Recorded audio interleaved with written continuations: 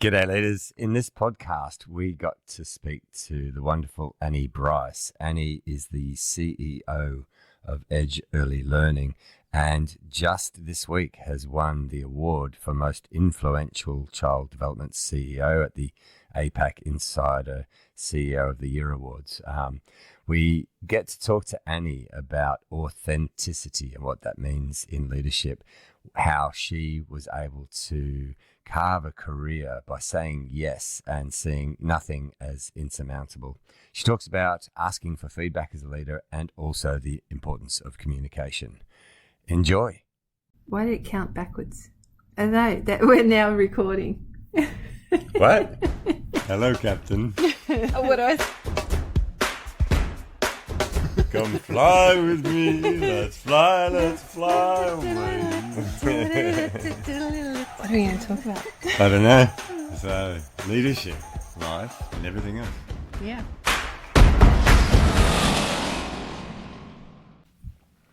Am I live? No, we're recording. All right, we're recording again. Joining us today is Annie Bryce, who is the CEO of Edge Early Learning. And we have Annie with us today because I know Annie from Kindercare, where I work within the early learning sector. And when I first met Annie, I was very impressed by her journey from where she started from school to where she is now, and just the way that Annie holds herself, conducts business, empowers those people around her, especially women, and just she's very relatable, but very open about her journey, and yeah, just a lovely person as well. So welcome, Annie. Thank you very much. So Annie, I know where you started, but would you mind telling the people who are listening so you're currently the CEO. How did your journey start? So when I left school, so I was born in the UK, and I was at all-girls boarding school from the age of 10. And which I absolutely loved. I had a fantastic time there and made some incredible friends and had amazing experiences as well. And after school, I took a gap year and I did a secretarial course to start with because I didn't really know what I was going to do, except I knew I wanted to go travelling. And I earned some money, went off travelling through Indonesia, Hong Kong and Australia. Nice. And then went back. I had a place at Newcastle University in England to study agri-business management and marketing, which was a joint honours science degree. And I spent three years there. What is agri-business? It's basically the business side of agriculture, and it is all about things like diversification and really preparation in agriculture as a business. And I had subjects such as pigs and poultry and crop rotation. Right. So it's some very hands-on agriculture. Oh, P&P, pigs and poultry, yes. Yes. Well, my first husband I met at university, and he was studying agriculture, and animal husbandry was one of his favourites. Fantastic.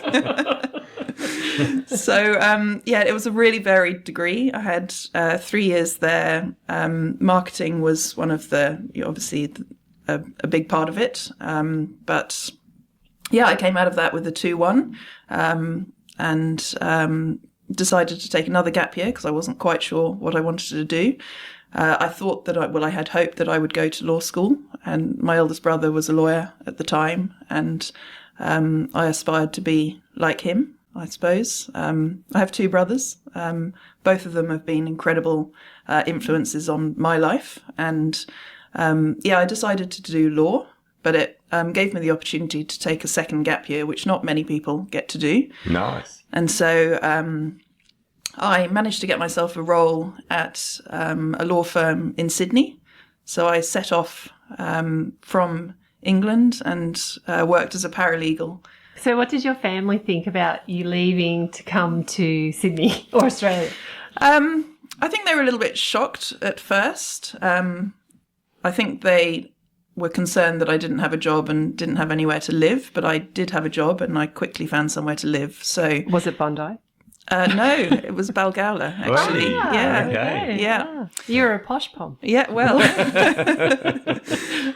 but it was great. I didn't know anyone there. I lived with two Australian girls and, really sort of lived the Aussie Sydney life and worked there and came back to England to start law school in London.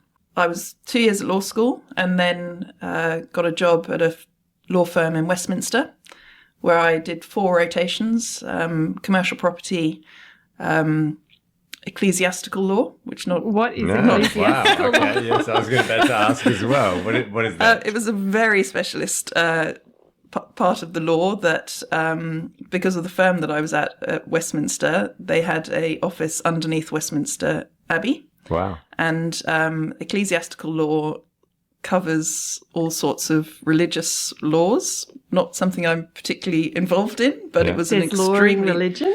apparently so. Yes, the diocese are huge commercial property owners, and Yes. so that was a great introduction to commercial property for me, actually.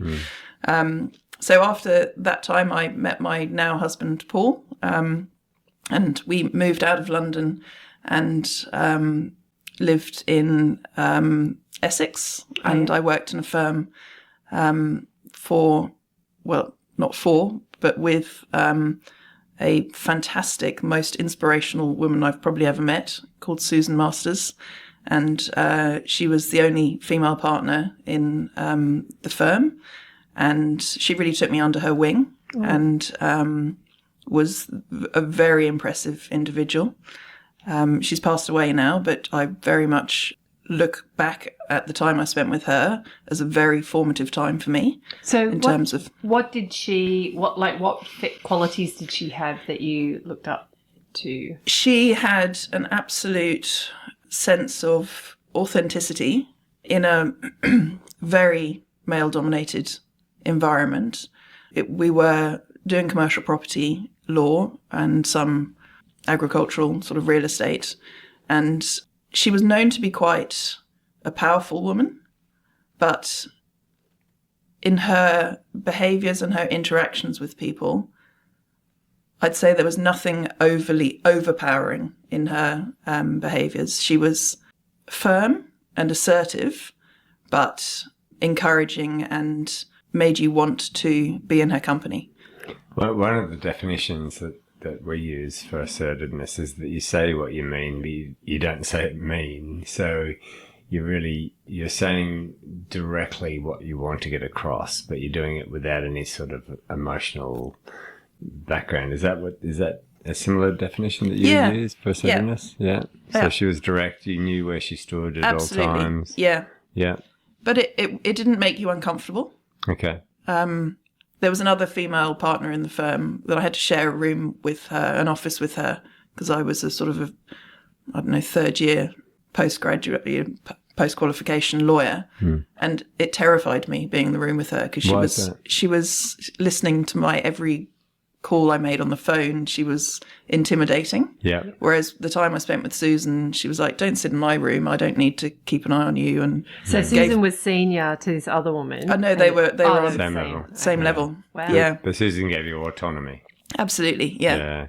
Well, we had a similar story of Michelle's when she used to fly with a particular captain who would hover his hand over her hand on the controls. We called him Sam, small angry man. But and he would, and everyone knew that it was because he didn't trust his own ability. You could see he wasn't secure in his own, being able to take over if required. Whereas other people who were more secure gave you more room. Yeah. And gave you the ability to maybe make small mistakes or to, feel your way. Yeah. And they would give you a little bit of advice or offer up some, maybe try this, maybe do that. Always there to take over if required. Yeah. But the ones that hovered, micromanaged, where no one wanted to fly with or work with. Yeah. Well, that's the exact, I suppose, description of Susan in terms of gave me the space to find my feet, because have to say, as soon as you come out of law school, you're not really quite a lawyer. No. Yeah. You really do need to have the experience to, and, find your way. And she absolutely gave me that opportunity. And, I'm very grateful for that. At about the time that, Paul and I decided that we would move out to Australia. It was initially only for 2 years, just to see if we liked living here. And I knew that we would, and Paul's Australian, so it was probably a foregone conclusion that we would spend the rest of our lives here. But I applied to Minter Ellison and got a job at Minter's in Melbourne. And we moved out here 17 years ago. And yes, I worked in private practice in a large firm, which was different to what I had experienced. I'd always been in smaller firms previously. And for me, I definitely am somebody that I feel that I need to make the decision sort of early on if I'm not feeling comfortable with something. It's not that I wasn't comfortable at Minter's. It was that I think I could thrive in a different environment. So I decided to go in-house. And that was an opportunity that was afforded to me by a guy called Mark Evans and another colleague, Chris Chambers. And they were running a company called Dental Corporation. And I became the in-house lawyer there. Yeah. So having done commercial property for most of my career, I quite quickly had to become more of a generalist and work more in the commercial side of law and mergers and acquisitions. So that was a really great experience. Again, at times I felt out of depth, but with really supportive people around me and an openness to asking questions when I felt that I needed to. I soon after, 7 years there, felt very comfortable, really working on more of the commercial side, not necessarily in the legal side of things. So it was a great stepping stone to what I've moved on to since. We talk about psychological safety and that ability to be able to put your hand up and go, not sure what to do here, or haven't seen this before, ask for help, or admit that, you don't quite know, but you'll find a way. Is that sort of the thing that you felt, or was there? Absolutely. Yeah. I think with everything I've probably done or tried to do in my life so far, I think one thing that I've held very true to is be open and honest with myself about whether it's within my current capabilities, and also with others around me to ask questions, to really, be honest and say, I haven't done this before, but I want to give it a go. Yeah. And so that inquisitiveness, which I think I bring to most things, I think helps in finding a path through what may be a potential obstacle or problem if you are open-minded and open-hearted enough to, be honest with yourself and others around you. Yeah. It sounds like throughout your career, and this is me casting an aspersion, I guess, is that you've had the tenacity to say yes to everything that's come your way, and then have the confidence to feel like you'll find a way to make it happen. Is that a fair aspersion? Yeah, I think it is, actually. I think my parents have always taught me, and my brothers have always sort of demonstrated that take opportunities when they're offered to you. Not only that, but to seek out opportunities as well. I'm not a shrinking violet in terms of sitting and waiting for things to happen. I do try and, take opportunities to study, and I was offered the opportunity to do an MBA, and which I loved. And that I probably apply to every aspect of my life. The things that I learnt during that course, I apply to every aspect of my personal and professional life. But yeah, so through moving from Minter's and going into Dental Corporation, and then having the opportunity to be the founding CEO of Edge Early Learning, has been an incredible opportunity that, had I said no to, if I'd said no to any of those opportunities, I'm not quite sure what I'd be doing now, to be honest. Yeah. It's a path that I hadn't planned, but it's a path that I've thoroughly enjoyed being upon. So say yes until you get to the ultimate destination. Yes. Nice. I like it. I like it. Okay. You were telling us that you took a while to do your MBA, but you were actually working at the time. Yes. So you could apply it to real life situations and the learning was relatable rather than just an academic to pass a test. Absolutely. I would say that my MBA, because of the time in my life that I did it, where I was in a very busy job and working very hard and learning all the time, not only in the role, but learning the academic side of the subjects that I chose in the MBA. Also had my son during that time, so I was learning to be a mother at the same time as well. And yeah, it was just the fact that I could relate to the topics that I was learning about. It's the most studious I've ever been. Like, I've never really actively applied myself academically during school. I played a lot of sport and probably socialised a bit too much at university and law school. But my MBA, I absolutely couldn't get enough of because I could understand and appreciate what it meant in the real world rather than academic theory that I might have learned at law school.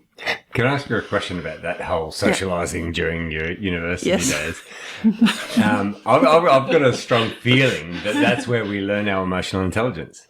I think when you're out there at the pub, at the bar, at the uni bar, and you're negotiating with somebody on whatever it is.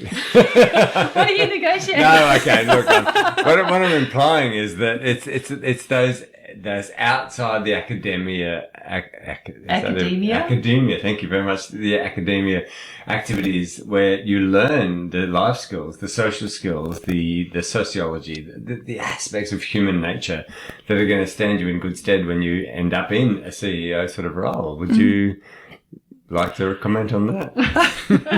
Yes, I'd 100% agree with you that that is definitely, well, I personally think that that's a immensely important part of shaping us as individuals if we want to be shaped. But yeah, I've made masses of friends, close connections, people that I'm in contact with now, potentially, through work contacts and all sorts of things. But yeah, I definitely wasn't necessarily in my lectures on time every day, being the studious one. I was probably more the one that was more playing on the social side. Yeah, well, I firmly believe that the skills that you develop in your social life translate to being an effective leader. What would you say is the most important or one of the most important character traits of a leader? Something that would make you the sort of person other people would be inspired to follow? For me, it's authenticity.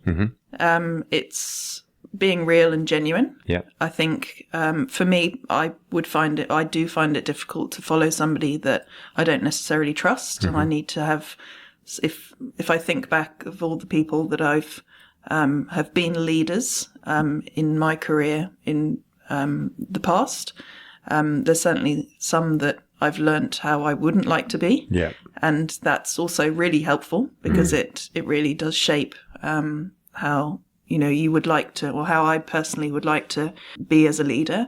But yeah, authenticity and honesty, I think, are two really important traits that stand out for me. So authentic in that you know who they are. They're not going to be turning up a different person on a different day. They walk the walk, not just talk the talk. Yeah. Absolutely, yeah. That, there's a sense of perhaps volatility or vulnerability that everybody has, I think. We'd be naive to think that there's not anyone in the world that doesn't have some chink of volatility, and I don't think it's a bad thing to show that. Yeah. And I think to understand the needs of the people that you're leading or that you may be leading in the future, not necessarily that shapes how I lead. I don't consciously try to sort of think who I may lead in the future. I think it's a natural ability, I hope, that I try to come across as who I am in my day-to-day life, professionally and personally. Yeah. So you're not out there as an avatar. You're No. your authentic self. Yep. Do you have any mentors or people that you can trust with or ask for advice or lean on or have a cry to or a bit of a moan to when, because you're the CEO, you're at the top. So Yep. who do you lean on or who do you rely on? So I'm very lucky to have several people and groups of people. As part of my role at Edge, I was given the opportunity to take part in the Commonwealth Women in Business conference about 5 years ago.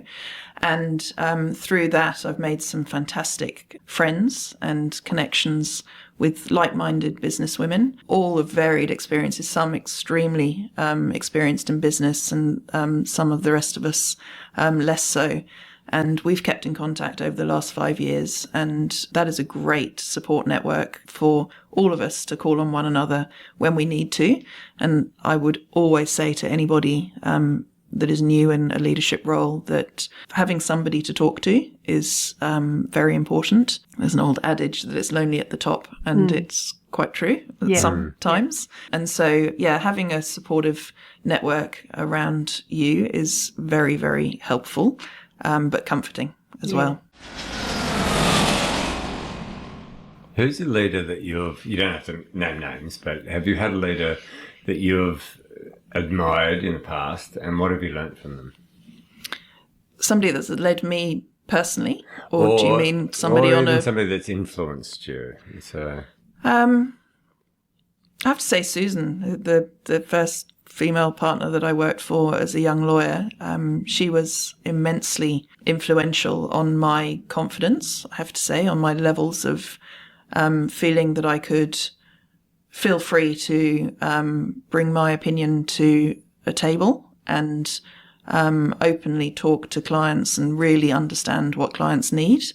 And I think that's probably one thing that if I did anything well as a lawyer, it would probably be to really understand the needs of my client rather than from the aspect of the law firm that I was necessarily working for, which is why I think I preferred in-house work more so because you weren't I'm having part to of the charge client. Per hour. And I was part of the client, itself. Yeah. So, Susan was an incredible inspiration to me.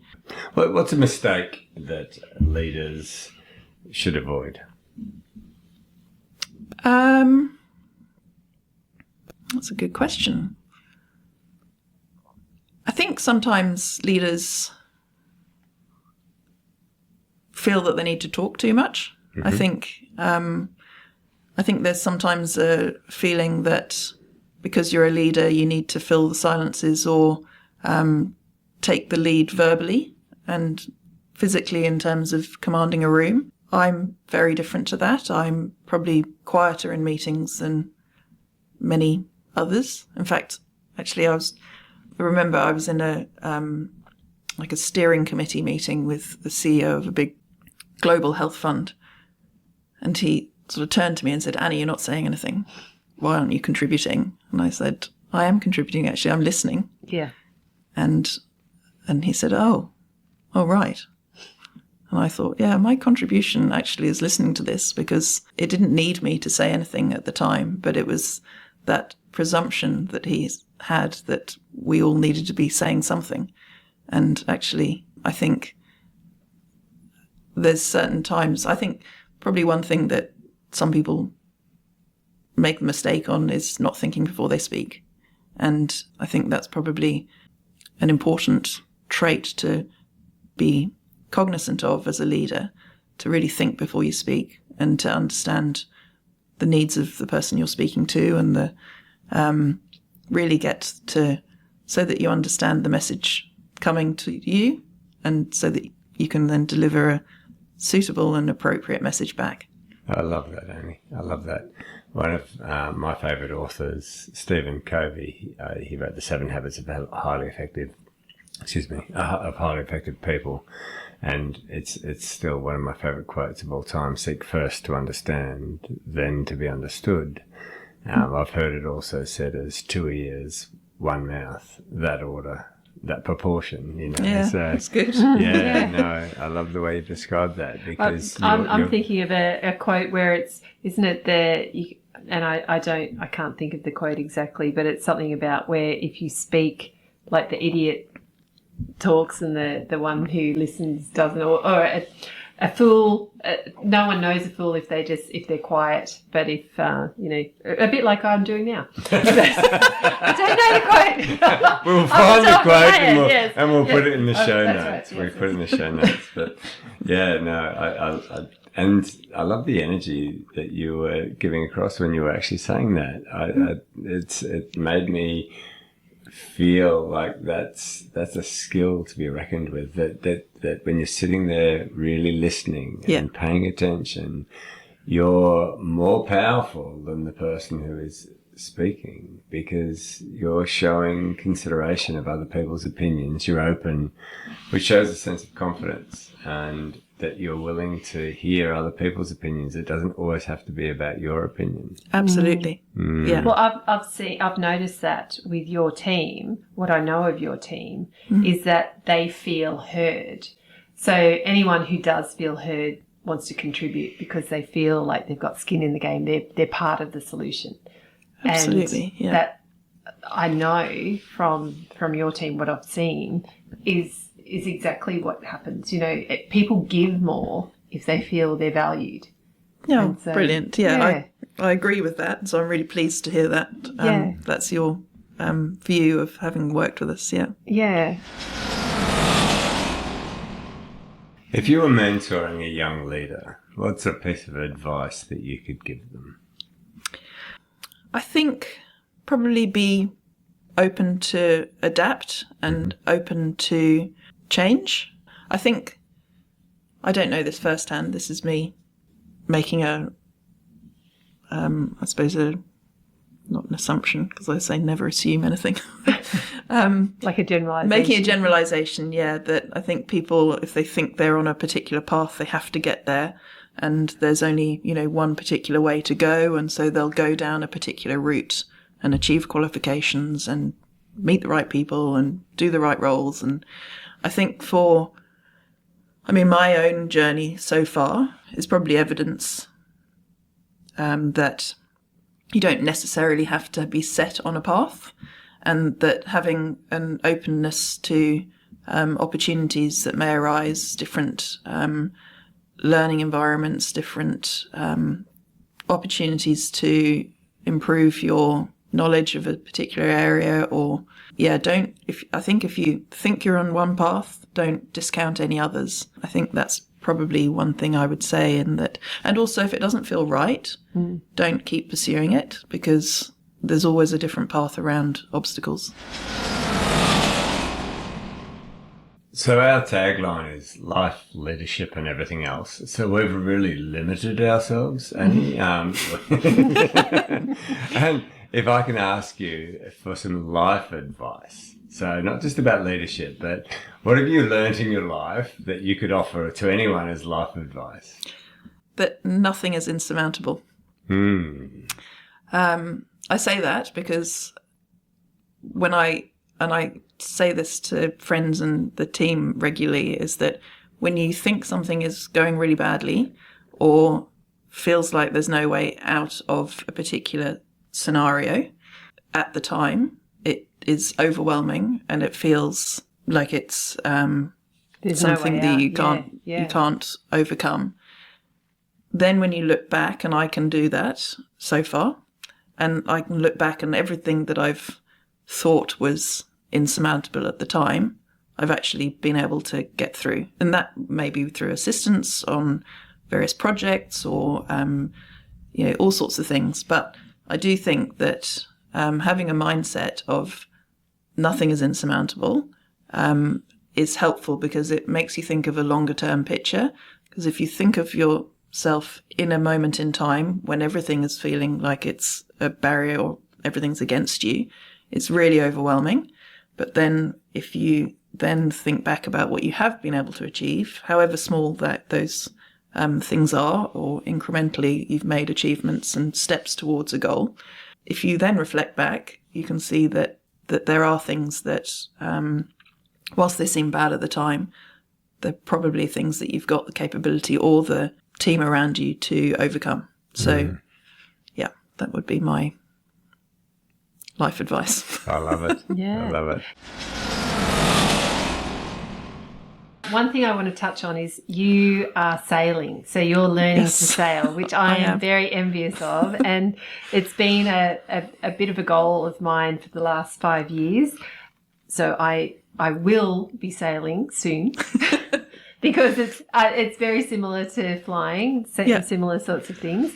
But so how long have you been sailing for? And what have you learned? To survive, obviously. Well, I'm a true advocate for getting oneself out of one's comfort zone, and so I have learned a lot. And I've been sailing. I've done a few sort of learn to sail courses over the last couple of years, but I've actually now recently bit the bullet and bought myself a second-hand boat. You're a boat owner. Yes, a small boat owner. Yeah. And I was inspired by my now 8.5-year-old son, who started learning to sail at 6. And I'd always sort of quite enjoyed the idea of thinking I might sail, but never have really given myself the time nor the push to do so.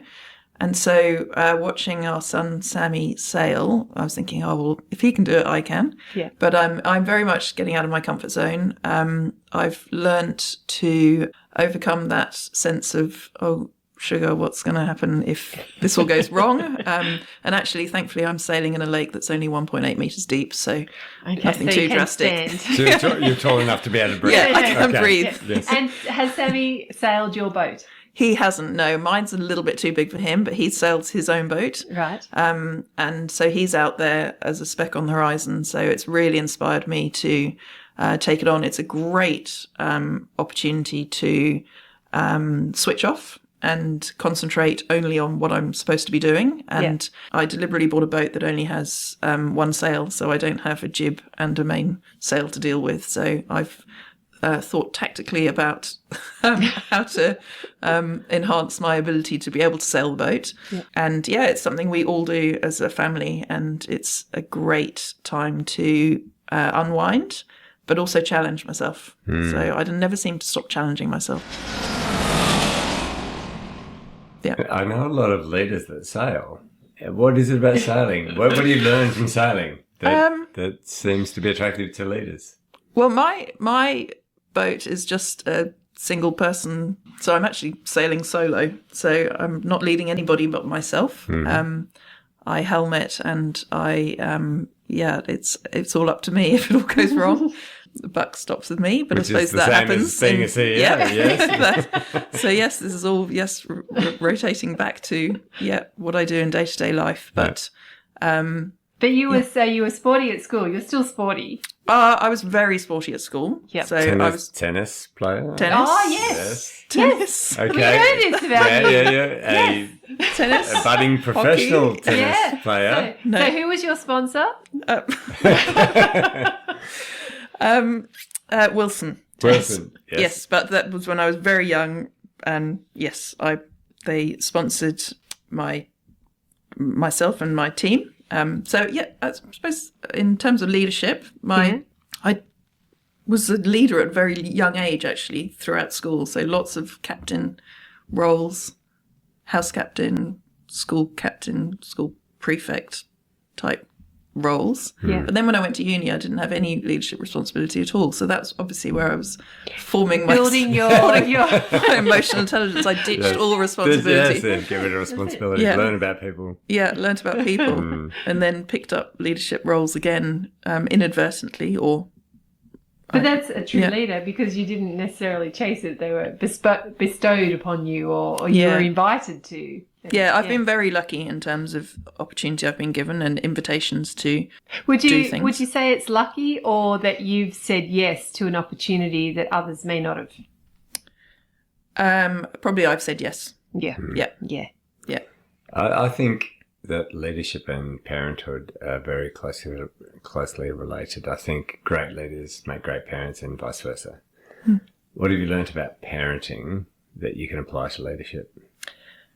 That... Is there time out in leadership? Nope. I have to say, this is unusual because not many people are lucky enough to say this, but one of the best things I've ever done in my entire life is giving birth. Like, it was the most amazing experience. It was empowering. And when something is challenging me, I think, well, look what I did there. And I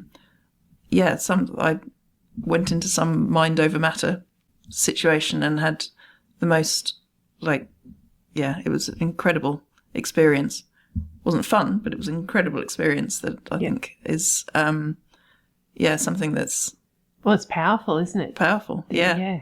But in terms of parenting as a leader, and my parents are great leaders for me, as were my brothers and still are. But I learn so much from Sam every single day. I listen to him and he gives me feedback regularly. We do a performance review of me as a mum. And he often tells me that I need to sleep more, go to bed earlier. So I'm trying to listen to his suggestions. I like that, actually. I'm going to ask my kids. You've empowered him to Absolutely. give you performance feedback. Yeah. That's fantastic. Yeah. Started when he could talk. Yeah. Said, whether you wanted to how am I going? So How am I going? You do that organisationally and in your family? I do it more with the family rather than organisationally, actually. Yeah. I don't ask Paul the same question. How am I going? But no, I certainly seek feedback from Sam. Yeah.